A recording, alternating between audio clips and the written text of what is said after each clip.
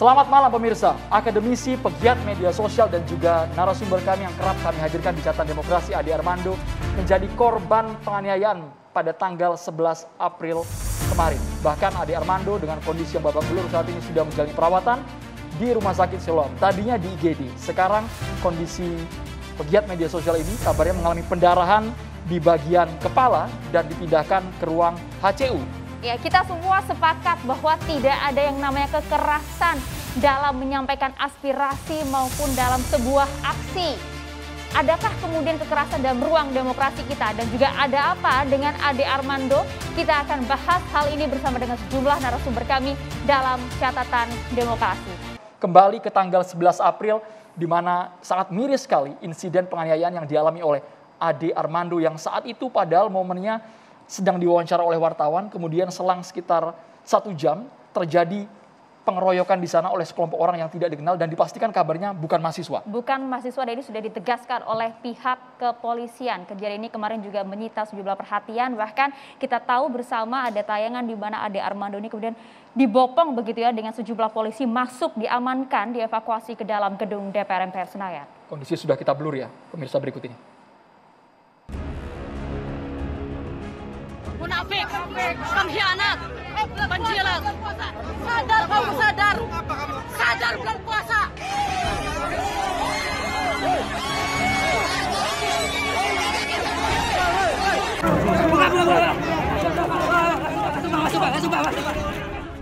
Mati lu, selamatin.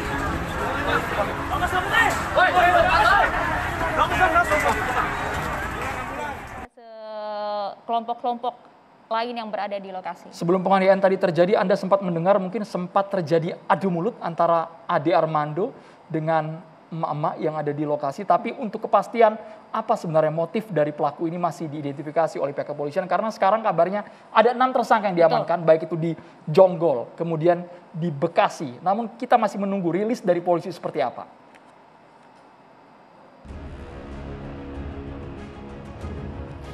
Ya, bahkan tahu juga kita mengetahui beredar muka yang diduga sebagai terduga pelaku yang kita tentu masih ingin dengar rilis secara resminya dari pihak kepolisian.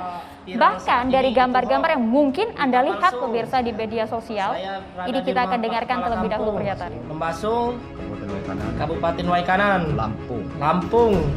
Bahwa berita yang sudah viral itu tidak benar adanya. Saya ada di rumah saya, ada di kampung saya. Rumah saya ada di Kampung Lembasung. Dan sampai saat ini saya masih ada di Kampung Lembasung.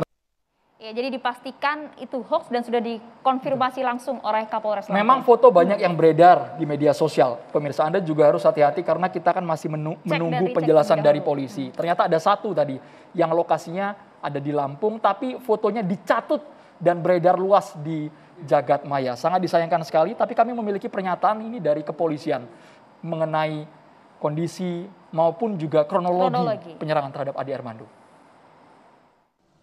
Ada sekelompok massa yang kami sudah identifikasi melakukan pengeroyokan dan penganiayaan kepada saudara Ade Armando. Yang bersangkutan dipukul, diinjak, terluka di kepala, sehingga kami melakukan tindakan-tindakan terukur untuk menyelamatkan nyawa yang bersangkutan.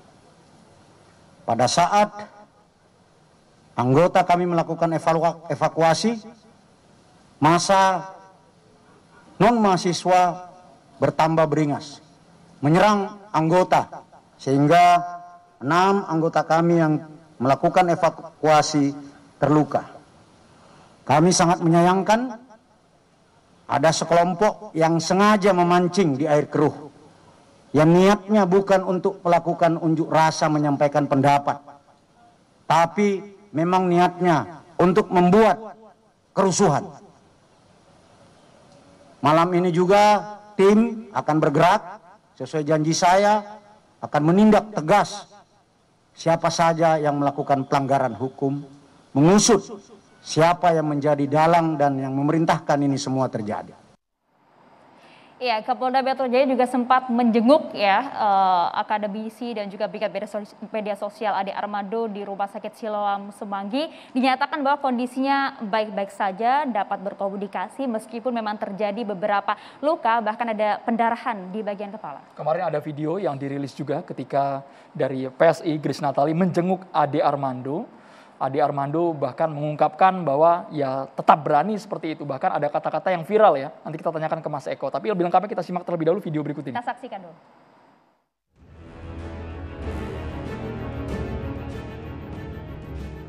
Halo semua. Sehat Bang Ade. Bang Adenya sehat. Siap. Tetap semangat. Semangat Bang Ade. Semangat, nggak boleh takut. Iya Bang Ade. Teman-teman banyak di depan menunggu Bang Ade, menemani Bang Ade.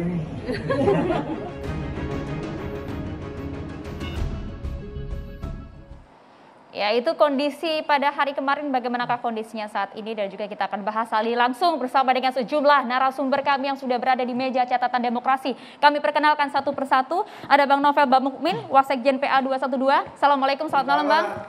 Waalaikumsalam warahmatullahi wabarakatuh. Ada juga Bang Hendri Satrio, pengamat politik. Salam sehat Bang. Salam sehat Maria, Bang Andro. Kami juga menghadirkan Prof. Henry Subiakto, Guru Besar Universitas Airlangga. Selamat malam, Assalamualaikum Prof. Henry. Waalaikumsalam warahmatullahi wabarakatuh. Dan juga ini kerabat dekat dari Mas Ade Armando, host Cokro TV. Terima kasih banyak Mas Eko Kuntadi sudah hadir malam hari ini. Selamat malam, Assalamualaikum. Assalamualaikum warahmatullahi wabarakatuh. Mas Eko, kami ingin perkembangan terbaru seperti apa kondisi Ade Armando. Karena dari tadi cuplikan yang kami tampilkan begitu parah, luka di bagian wajah, bahkan katanya di badan ada yang terseret Mas ya. Ya, update tadi teman-teman itu cukup ada luka serius di kepala, ada pendarahan di dalam kepala. Jadi harus melewati CT scan, bahkan tadi sudah masuk ICU ya, high care unit. Tapi beliau sadar, bisa berkomunikasi. Kalaupun kan kalau soal luka dalam ini kan penting untuk kita kita observasi terus bagaimana dampaknya ke depan gitu loh buat Bang Ade Armando. Jadi kondisinya kayak gitu. Sekarang hari ini dia masih ada di ruang perawatan dan masih dipantau oleh dokter. Mudah-mudahan besok bisa dijelaskan. Tadi saya dengar teman-teman mau minta penjelasan dari dokter, dan dokter yang akan menginformasikan kepada publik bagaimana serius atau tidaknya kondisi Bang Ade Armando. Saya pikir itu aja. Oke, tapi sejauh ini masih bisa berkomunikasi dengan lancar ya Mas? Komunikasi bisa. Oke, apakah kemudian juga disampaikan sebenarnya apa sih, ini pertanyaan publik ya, apa yang melatar belakangi seorang Ade Armando berada di tengah-tengah aksi massa pada kemarin sore itu? Aksi Bang Ade Armando itu yang pertama dia mau membuat dokumentasi tentang aksi massa itu yang pertama. Yang kedua, aksi massa itu kan dimulai dari tuntutan menolak 3 periode, menolak perpanjangan masa jabatan presiden, dan dilakukan oleh mahasiswa. Bang Ade Armando, seingat kami, termasuk saya dan beberapa teman-teman di Cokro, itu juga orang yang sangat keras menolak masa perpanjangan masa jabatan presiden dan 3 periode. Artinya secara aspirasi mahasiswa yang melakukan protes dengan Ade Armando nggak masalah. Satu misi. Problemnya pada saat itu yang ada bukan cuma mahasiswa. Yang ada kelompok-kelompok massa yang ternyata ditangkap oleh polisi, ini bukan mahasiswa. Yang memang tujuannya bukan mau menyampaikan aspirasi, tujuannya untuk mengacaukan, membuat kerusuhan. Terbukti setelah kasus Ade Armando, terjadi juga pembakaran pos polisi kan. Memang tujuannya untuk itu. Tapi harus dibuktikan juga cara nyata nih Mas. Iya, kan sudah dijelaskan tadi sama Kapolda, bahwa tersangkanya ini bukan mahasiswa. Baik, karena yang menjadi korban bukan hanya Ade Armando tapi juga aparat kepolisian. Tapi seperti ini, Mas Eko tadi mengatakan ingin membuat dokumentasi. Kita sebutlah tujuannya ingin membuat konten. Gitu ya? Tapi sebenarnya angle konten apa yang ingin diambil? Apakah yang menggambarkan bahwa Ade Armando sejalan dengan mahasiswa menolak tuntutan, menolak 3 periode, atau ada angle lain yang ingin diangkat? Kalau angle pastinya saya tidak tahu, tapi yang pasti Ade Armando sejalan dengan tuntutan mahasiswa dan dia ingin menggambarkan itu, bahwa mahasiswa meneriakan mereka menolak perpanjangan masa jabatan presiden dan 3 periode, dan Ade Armando dengan clear, termasuk saya dan beberapa teman-teman juga menyatakan jauh sebelum ada demo ini, kita sudah menyatakan di akun media sosial kita menolak itu. Itu yang jelas. Problemnya Ade Armando mungkin kesalahannya cuma satu. Dia masih bersikap husnuzon. Berpikir bahwa yang hadir itu semuanya manusia. Ternyata banyak binatang juga di situ. Banyak iblis di situ sehingga memperlakukan orang dengan cara paling biadab seperti Tapi kan tidak mungkin Mas tiba-tiba dipukul kalau tidak ada pemantik, tidak ada pemicunya. Apa yang memantiknya? Anda melihat apa yang memantiknya? Tadi keributan dengan mama. Yang memantiknya orang berteriak penista agama, orang berteriak takbir, orang berteriak tentang la ilaha illallah kemudian memukuli Ade Armando. Itu pemantiknya, nggak ada pemantik lain. Nggak ada pemantik lain. Silakan periksa, nggak ada. Ade Armando tidak menurut Ade emosi Armando sama sekali. tidak ngapa-ngapain, dia cuma ngambil gambar, tidak ada pemantik sama sekali. Tapi sempat ada adu cekcok di sana. Ade Armando juga sempat membalas apa yang disampaikan oleh sejumlah orang di sana, Mas. Enggak, Ade Armando dituding-tuding, dia senyum aja. Dari tadi kelihatan kan? Iya, balas menginformasikan saja, tidak membalas memaki. Dia dimaki. Apa kamu? Dia bilang kan apa kamu gitu. Iya, apa kamu, terus masalahnya di mana? Pertanyaannya Maksud apakah Anda dengan membalas itu? Saya hanya menyampaikan bahwa Ade Armando membalas. Iya, apakah dengan membalas itu maka kita kemudian melegalkan ada penganiayaan biadab seperti itu? Tentu. Tidak dibenarkan. Jangan cari alasan lain bahwa ini adalah kebiadaban. Apapun ceritanya ini kebiadaban dan harus kita hentikan. Oke, ini Mas sendirian Eko. atau ada kru lain Mas Ade Armando ini? Ada berempat. Maksud kami kan kru lain yang hadir ini kan bisa menjelaskan secara rinci apa sih sebenarnya kok tiba tega sekali. Bukan hanya memukuli tapi ya, juga memang menelanjangi. Kan? Sempat melerai juga ya? Sebelum kejadian sudah ada beberapa orang di foto ini di belakang Ade Armando. Silakan demonstran ke sini. Itu sudah provokasi. Sudah diamankan juga oleh pihak kepolisian. Oh iya, dan sudah ada beredar di publik. Artinya ini bukan tiba-tiba bahwa seletus begitu saja. Ada provokasi. Oke. Artinya memang sejalan dengan apa yang ingin diaspirasikan dengan mahasiswa. Tapi ada salah satu jejak digital, Mas Eko.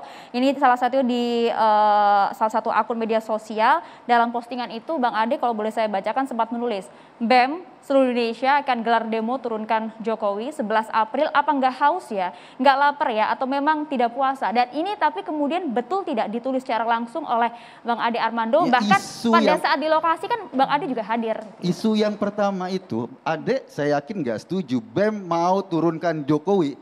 Ade Armando saya yakin nggak setuju. Makanya dia mengkritisi itu. Karena isu yang pertama kan kita tahu. Isunya adalah demonstrasi untuk turunkan Jokowi.